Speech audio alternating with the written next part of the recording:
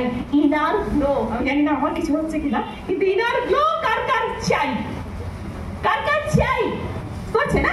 একদম তাই তো, সবার চাই তাই তো, প্রত্যেকে চাই ইনার, মানে ফ্রম দা ভেতর থেকে পরিষ্কার হতে, ঝকঝকে তকতকে হতে। কে কে চাই? কে কে সলিড হাড্ডা কাড্ডা হতে চাই? কে কে শাহরুখের মতো এনার্জি লেভেল ফাটাফাটি করতে চাই? চাই। আমি গলা পাচ্ছি না, গলায় কি হলো বলে? চাই। এনার্জি আছে? 100% চাই। করতে চাই। আমাকে কি করতে হবে? এই প্ল্যাটফর্ম তোমাকে ফিজিক্যালি ফিট হওয়ার বার্তা দেবে। ফিজিক্যালি তুমি কি করে নিজেকে সুস্থ রাখবে, দিনে তুমি 3 লিটার করে জল খাবে, দিনে তুমি হেলদি ডায়েট করবে, তুমি জাঙ্ক ফুড কমিয়ে দেবে, তোমার মধ্যে একটা সুস্থ ভাবনা আসবে।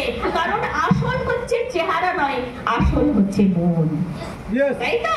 তাহলে ফিজিক্যালি ফিট হলে হবে না, মেন্টালি স্টেবল হতে হবে। কে কে চাই মেন্টালি স্টেবল হতে? ফিট শুধু না, স্টেবল। প্রচন্ড দুঃখ, প্রচন্ড অশান্তি, পারছি না, মাথাটা ছিঁড়ে যাচ্ছে, সেখানে ঠান্ডা ঠান্ডা ঠান্ডা কুল কুল। কে কে পারবো? পারবো? Emotional stability. নিজের রাগ, নিজের জেদ, ঈর্ষা, লোভ অনেক হচ্ছে, কারণ খুব ভালো হচ্ছে, আমার ভেতরটা ফেটে যাচ্ছে, এরকম কার কার হয়? এটা কেউ হাত তুলবে না, এটা কেউ হাত তুলবে না। ইয়েস না? কিন্তু হয়, সেটাও হয়। আবার কখনো কখনো কি হচ্ছে যে রাগ, খুব রাগ হচ্ছে, বা মনে হচ্ছে দূর সেই লাট খাচ্ছি, কিচ্ছু ভালো লাগছে না, এরকম কার কার মনে হয়? কিচ্ছু করতে ইচ্ছা করে না। কখনো কখনো মনে হয় কিচ্ছু করবো না, টান টান হয়ে শুয়ে থাকবো, না আমার ট্রেনিং লাগবে, না আমার বেরোতে হবে, না আমার কোয়ালিটি লাগবে, না আমার টাকা পয়সা লাগবে, না আমার নাম যশ খ্যাতি সেফটি সিকিউরিটি কিচ্ছু লাগবে, আমার টান টান শুয়ে থাকতে ভালো লাগে। এমন সিচুয়েশনও আছে। কার কার সেটা হয়? সত্যি কথা বলতে হবে।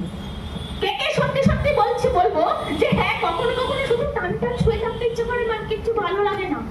আমার তো হয়, আমার হয়। কার কার হয়? সেটা হয় না, অনেকের হয়, কিন্তু সেটা আমরা স্বীকার করতেও আসলে নিজেরাই বুঝি না যে ওইরকম সিচুয়েশন আমার মধ্যে কখনো কখনো আসে। অর্থাৎ আমার দরকার মেন্টাল স্টেবিলিটি, ইমোশনাল কন্ট্রোল। নিজের রাগকে কি করে কন্ট্রোল করব? সবচেয়ে বড় কথা, নিজেকে মেন্টালি পাওয়ারফুল করতে গেলে কি করব? রিঅ্যাক্ট করব না, রিঅ্যাক্ট করব না। কি বললাম? রিঅ্যাক্ট করব না। কি করব? রেসপন্ড করব, রিঅ্যাক্ট করব না। কি মানেটা কি? রিঅ্যাক্ট কাকে বলে? কেউ একটা কিছু বলে দিল, কেউ একটা কিছু উল্টো পাল্টা বলে দিল, বলাটা শেষ হয়নি, আমি রিঅ্যাক্ট করে ফেললাম। ও হয়তো পুরোটার মানেটা হয়তো পুরোটা বললে অন্য হলেও হতে পারত, আমি আগেই রিঅ্যাক্ট করলাম। ও হয়তো বললো, দেখ কিছু মনে করিস না, তোর রেজাল্ট যতই ভালো হোক না কেন, তুই কিন্তু এমন কোনো ভালো স্টুডেন্ট নয়। হয়তো এটা পুরোটা বলেনি, তোর রেজাল্ট যাই হোক না কেন, শুনেই আমি ধরে নিলাম যে ও হয়তো বলতে চলেছে যে আমি হয়তো সেরকম নই। মানে আমি আগেই রিঅ্যাক্ট। তুই কি বলতে চাইছিস? তুই কেন এরকম ভাবে বললি? এটা কি তো ঠিক হলো? মানে কি? আমি রিঅ্যাক্ট করছি, আমি রিঅ্যাক্ট করছি। আমার কি করা উচিত ছিল? Let him finish first. যে যেটা বলছে তাকে সেটা আগে বলতে দাও, দেখি সে পুরোটা কি বলছে। তখন সে হয়তো বলছে, তুই যতই রেজাল্ট ভালো করিস না কেন, তুই যতই করিস না কেন, তুই কিন্তু ঠিক আগের মতোই আছিস, তুই কিন্তু সেই মাঠের মানুষটাই আছিস, তুই কিন্তু সেই আগের যে বন্ধুকে আমি চিনতাম, এত ভালো রেজাল্ট, এত ভালো সাফল্য, এত কিছুর পরেও তুই কিন্তু সেই একই আছিস। হয়তো এটা বললো, তার মানে কি আমি আগে রেসপন্ড করে ফেললাম, রিঅ্যাক্ট করে ফেললাম অন্য কিছু। আমি বোঝাতে পারছি? অর্থাৎ যে কোনো সিচুয়েশনে আমার কি করতে হবে?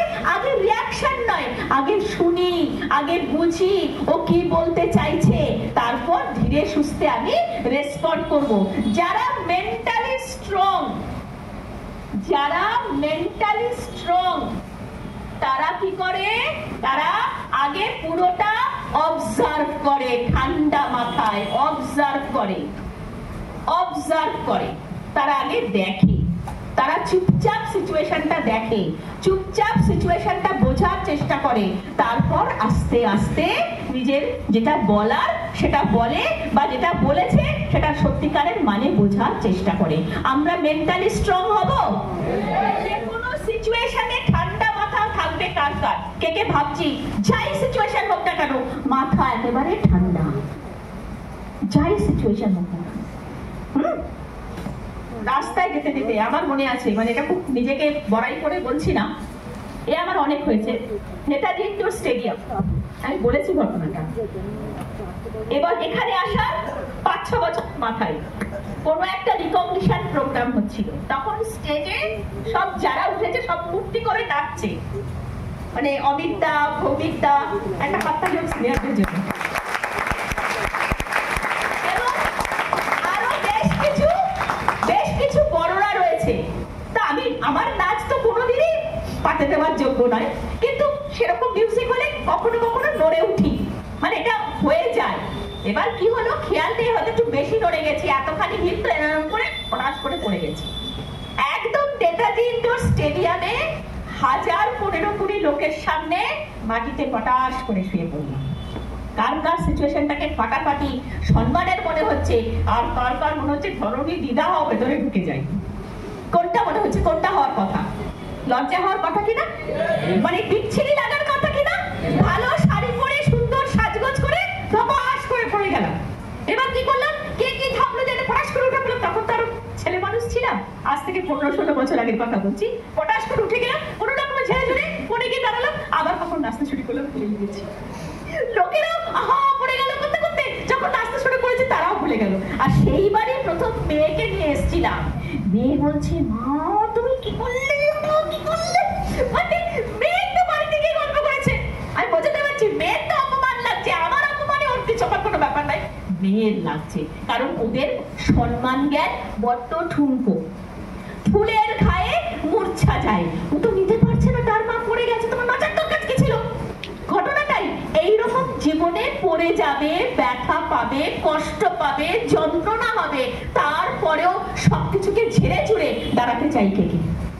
ঝেড়ে ঝুড়ে দাঁড়াতে চাই কে কে? নিজেকে নতুন করে ফ্রেশলি স্টার্ট করতে চাই কে কে? চাই, ছেলেরা চাই, মেয়েরা চাই। আমাকে মেন্টালি স্ট্রং হতে হবে। একটা প্ল্যাটফর্মে এসছি, যে প্ল্যাটফর্মটা 25 বছর জাস্ট সেলিব্রেট করে এলো, দিল্লিতে গুরগাঁওয়ের হায়াত রিজেন্সির মতো জায়গায় 4000 ছেলে মেয়েকে নিয়ে 5 স্টার লাইফ 4 দিন ধরে ওরা প্রোভাইড করলো, অসাধারণ কর্মকাণ্ড হলো। কারা কারা গেছি ওখানে? এখানে কজন যেতে পেরেছি? একদম এখানে 4-5 জন, কিন্তু 4-5 জন না, 6-7 জন, কিন্তু এখান থেকে লাভ নেই। সারা ভারত থেকে 4000+ ছেলে মেয়ে ওই গুরগাঁওতে হায়াত রিজেন্সির মতো হোটেলে একটা অসাধারণ কর্মকাণ্ডের সাক্ষী হলাম। হলাম কি হলাম না? তাহলে এইবার আমি যদি প্ল্যাটফর্মটাকে ঠিক মতো বুঝতে পারি, যে একটা 25 বছরের প্ল্যাটফর্ম, একটা 50 লক্ষ পরিবারে ঢুকে গেছে এমন একটা প্ল্যাটফর্ম, একটা প্ল্যাটফর্ম মানুষের স্কিল ডেভেলপমেন্ট নিয়ে কাজ করছে, সোশিও ইকোনমিক ডেভেলপমেন্ট নিয়ে কাজ করছে, ভ্যালু ইমপ্রুভ করার কথা ভাবছে, কোয়ালিটি কন্ট্রোল নিয়ে ভাবছে, আলটিমেটলি ফিউচার নিয়ে ভাবছে, এরকম একটা অসাধারণ প্ল্যাটফর্মে থাকতে কার কার প্রাউড ফিল করে? কার কার মনে হয় man we people are really proud? Yes or no? চাই কি চাই না? এইরকম একটা প্ল্যাটফর্মে তোমাকে যদি বড় হতে হয়, প্রথম যে দরকার তোমার প্রাউড ফিলিংস, তোমার প্রাউড ফিলিংস। আমি বোঝাতে পারছি?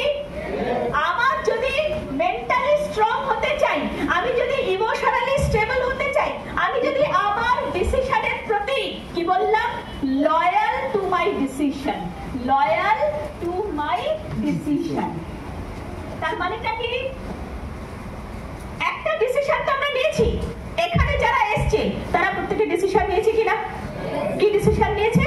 যে আমি বড় হব, আমি বেটার হব, আমি এখান থেকে নিজের লাইফের একটা ইউ টার্ন করব, 365 ডিগ্রি চেঞ্জ করব। আমার এই মহিলা যদি হাই স্কুলের ইংলিশের টিচার হওয়া সত্ত্বেও, বাড়িতে তার হাজবেন্ড রেলওয়েতে কাজ করা সত্ত্বেও, শাশুড়ি মা প্রাইমারি স্কুলের হেড মিস্ট্রেস হওয়া সত্ত্বেও, একটা 1 বছর 2 মাসের বাচ্চা থাকা সত্ত্বেও, সে যদি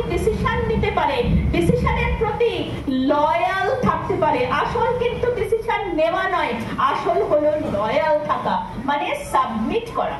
কি বললাম? সাবমিট করা। কার কাছে? To the system, platform, industry. সিস্টেমের কাছে তোমাকে, প্ল্যাটফর্মের কাছে তোমাকে সাবমিট করতে হবে, তোমাকে নিজেকে ডিভোট করতে হবে। কে কে চাই ডিভোট করতে? কে কে চাই ডিভোট করতে? আমরা এসে গেছি কোনো না কোনো এডুকেশন নিয়ে, কোনো না কোনো কোর্স নিয়ে, কোনো না কোনো আলাদা কোনো সার্ভিস নিয়ে। এইবার তো প্ল্যাটফর্মটা পেয়ে গেছি। Yes or no? প্রত্যেকে আছে আমার সাথে? তাহলে আমরা ডিসিশন নিয়েছি, কিন্তু শুধু তো এসে গেছি, শুধু এলে তো হবে না, শুধু এলে তো হবে না। কি করতে হবে? প্রথম কথা, এই সিস্টেমের সাথে সাথে, এই প্রজেক্টের সাথে সাথে নিজের ভ্যালু, নিজের কোয়ালিটি, নিজের ইমোশন, নিজের পাওয়ার গুলোকে আস্তে আস্তে করে ডেভেলপ করো। পারবো কি পারবো না? করতে হবে কিনা, এইটা হচ্ছে মোটা কথা। তারপর কি করতে হবে? তারপর নিজেকে সাবমিট করবো। আর আগের দিন আমি একটা কথা বলেছিলাম যে এখানে তুমি তখনই সাকসেসফুল হবে যখন তুমি এই কথাটা সারাক্ষণ মনে রাখবে, SUCCESS, এই এস আর এই এস আর এই এস। আমি আগের দিন বলেছিলাম ক্লাসে, কার মনে আছে? বল ভাই, ভেরি গুড। পরের এস, বাহ। তারপরেরটা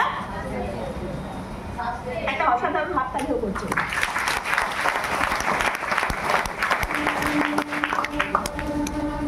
তারপরেরটা কি বললি? সিরিয়াসের পর? তারপর মানে কি?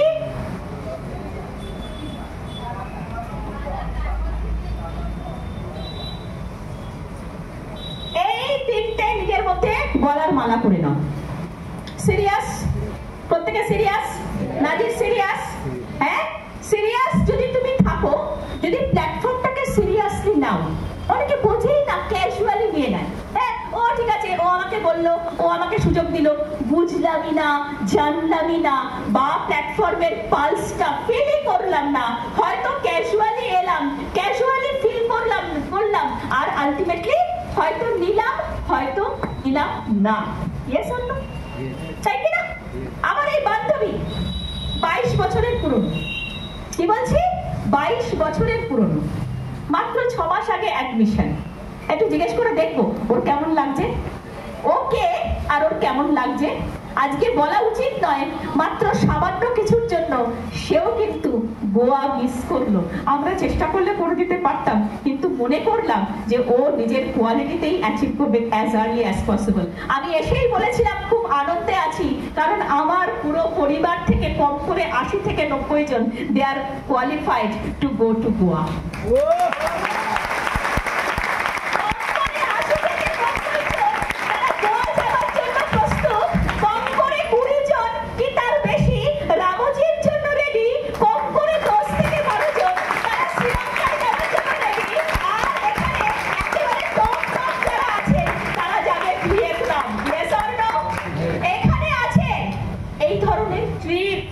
এই ধরনের ন্যাশনাল ইন্টারন্যাশনাল ট্রিপ গুলো নেবার জন্য আর ইউ রেডি? তাহলে এগুলোর জন্য নিজেকে গর্ব হবে না? আমি যদি মনে করি প্রথম যখন গোয়া গেছিলাম তখন তো আমি একা গেছিলাম, প্রথম যখন থাইল্যান্ড গেছিলাম তখন তো আমি একা গেছিলাম, দ্বিতীয়বার যখন থাইল্যান্ড গেলাম ভাইকে নিয়ে গেলাম, পরের বার যখন থাইল্যান্ড গেলাম 37 জনকে নিয়ে থাইল্যান্ড।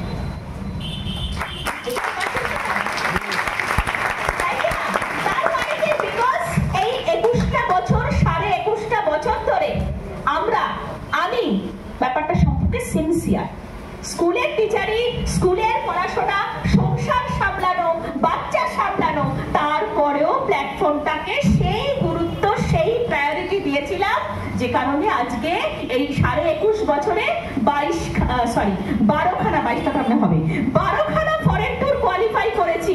আজকের দিনে দাঁড়িয়ে পকেটে একটা আগে থেকে ছিল, এবছর 2টো আরো কোয়ালিফাই করি, 2টো আরো কোয়ালিফাই করলাম, একটা শ্রীলঙ্কা, আবারও একটা থাইল্যান্ড। 100% থাইল্যান্ড যাবো না, অন্য কোথাও যাবো। ইয়েস